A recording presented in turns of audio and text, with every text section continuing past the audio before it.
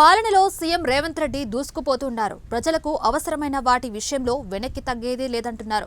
తెలంగాణలో ప్రతి ఏటా వేలాది మంది విద్యార్థులు ఇంజనీరింగ్ పూర్తి చేసి బయటకు వస్తున్నారు. సరైన స్కిల్స్ లేక ఉద్యోగాల్లో కాస్త వెనుకబడుతున్నారు. దీన్ని గమనించిన సీఎం రేవంత్ రెడ్డి ఆ దిశగా ఫోకస్ చేశారు. తెలంగాణలో స్కిల్ యూనివర్సిటీని నెలకొల్పాలని ఆలోచన చేస్తున్నారు ముఖ్యమంత్రి. దీనికి సంబంధించి అధికారులతో మాట్లాడారు. ఈ నెల 23 లోపు నివేదిక సమర్పించాలని విద్యా పరిశ్రమల అధికారులను ఆదేశించారు. అంతా అనుకున్నట్లు జరిగితే బడ్జెట్ సమావేశాల్లో దీనిపై బిల్లు పెట్టే అవకాశం ఉంది. స్కిల్ యూనివర్సిటీని ఎక్కడ ఏర్పాటు చేస్తే బాగుంటుందనే దానిపై అధికారులతో మాట్లాడారు. ఇంజనీరింగ్ స్టాఫ్ కాలేజీలో అయితే బాగుంటుందన్నది ప్లాన్. గచ్చిబౌలిలోని ఇంజనీరింగ్ స్టాఫ్ కాలేజీలో పారిశ్రామిక రంగ ప్రముఖులతో సీఎం రేవంత్ రెడ్డి సమావేశమయ్యారు. ఈ సందర్భంగా స్కిల్ యూనివర్సిటీ ఏర్పాటుపై పారిశ్రామికవేత్తలు, అధికారుల నుంచి అభిప్రాయాలు తెలుసుకున్నారు. అంతేకాదు ఐఎస్బీ తరహాలో ఓ బోర్డును ఏర్పాటు చేయాల్సి ఉంటుంది. స్కిల్ యూనివర్సిటీ బాధ్యతలను ప్రభుత్వం చేపట్టాలా లేక ప్రభుత్వం ప్రైవేటు భాగస్వామ్యంతో ఏర్పాటు చేయాలా, పీపీపీ విధానం అనుసరించాలా అనే దానిపై పరిశీలించాలని అధికారులను ఆదేశించారు ముఖ్యమంత్రి. యూనివర్సిటీ ఏర్పాటుకు అవసరమైన ప్రతిపాదనలు, ప్రాజెక్టు రిపోర్టు తయారు చేసేందుకు నిపుణులైన ఓ కన్సల్టెంట్ను నియమించే ఛాన్స్ ఉంది. ఈ సమావేశానికి ముందు ఇంజనీరింగ్ స్టాఫ్ కాలేజీలో నిర్మిస్తున్న కన్వెన్షన్ సెంటర్ను సీఎం రేవంత్ రెడ్డి పరిశీలించారు. దాదాపు పావుగంటకు పైగానే అక్కడే తిరిగి సదుపాయాల గురించి అడిగి తెలుసుకున్నారు. శ్రీమతి సోనియా గాంధీ గారు ఇచ్చిన మాట నిలబెట్టుకొని మనకు తెలంగాణ రాష్ట్రాన్ని ఇవ్వడం జరిగింది.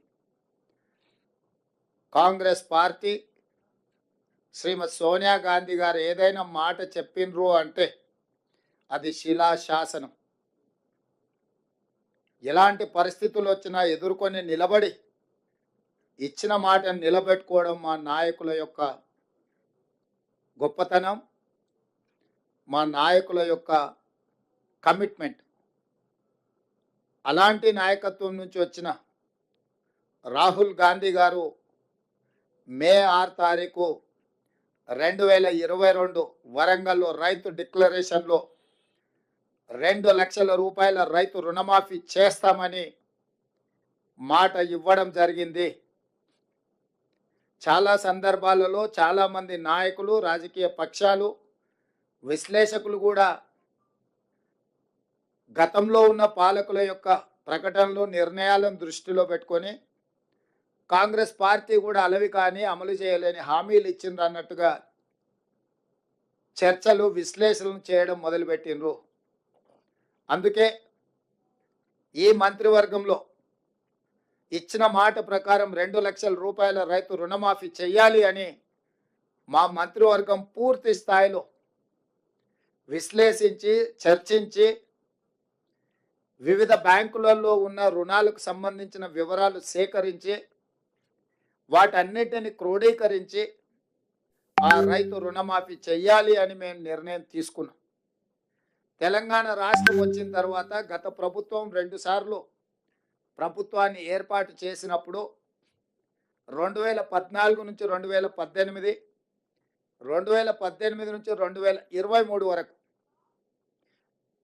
2014 సంవత్సరంలో మార్చి 31, 2014 తారీఖు వరకు కట్ ఆఫ్ డేట్ తీసుకొని ఆనాటి ప్రభుత్వం రైతు రుణమాఫీ చేస్తే 16,000 కోట్ల రూపాయలు రైతుల ఖాతాలలో వేయడం జరిగింది.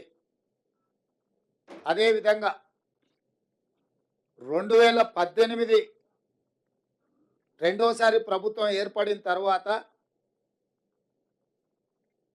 డిసెంబర్ 11,